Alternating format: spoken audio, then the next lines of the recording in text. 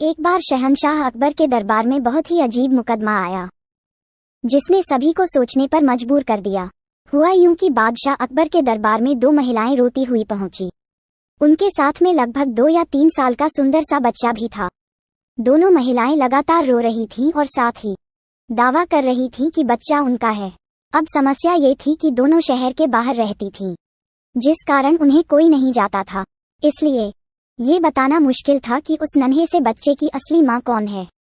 अब अकबर बादशाह के सामने मुसीबत आ गई कि न्याय कैसे करें और बच्चा किसको दें।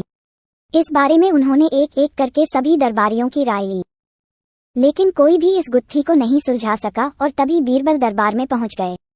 बीरबल को देखकर बादशाह अकबर की आंखों में मानो चमक आ गई हो। बीरबल के आते ही अकबर ने इस समस्या के बारे में उन्हें बताया। अकबर ने बीरबल से कहा कि अब तुम ही इस समस्या का समाधान करो। बीरबल कुछ सोचते रहे और फिर जल्लाद को बुलाने के लिए कहा। जल्लाद के आते ही बीरबल ने बच्चे को एक जगह बैठा दिया और कहा, एक काम करते हैं, इस बच्चे के 2 टुकड़े कर देते हैं। एक एक टुकड़ा दोनों माँओं को दे देंगे।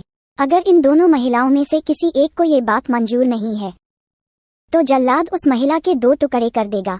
ये बात सुनते ही उनमें से एक महिला बच्चे के टुकड़े करने की बात मान गई और बोली कि उसे आदेश मंजूर है, वह बच्चे के टुकड़े को लेकर चली जाएगी। लेकिन दूसरी महिला बिलख बिलख कर रोने लगी और बोलने लगी, मुझे बच्चा नहीं चाहिए, मेरे 2 टुकड़े कर दो, लेकिन बच्चे को मत काटो, ये बच्चा दूसरी महिला को दे दो। ये देखकर सभी दरबारी मानने लगे कि जो महिला डर की वजह से रो रही है वही दोषी है। लेकिन तभी बीरबल ने कहा कि जो महिला बच्चे के टुकड़े करने के लिए तैयार है उसे कैद कर लो, वही मुजरिम है।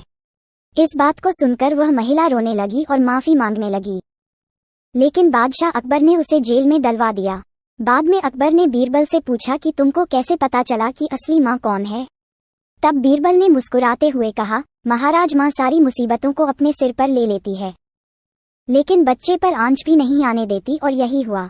इससे पता चल गया कि असली माँ वह है जो खुद के टुकड़े करवाने के लिए तैयार है, लेकिन बच्चे के नहीं। बीरबल की बात सुनकर बादशाह अकबर एक बार फिर बीरबल की बुद्धि के कायल हो गए। कहानी से सीख, हमें कभी भी किसी दूसरे की चीज पर अपना हक नहीं जताना चाहिए।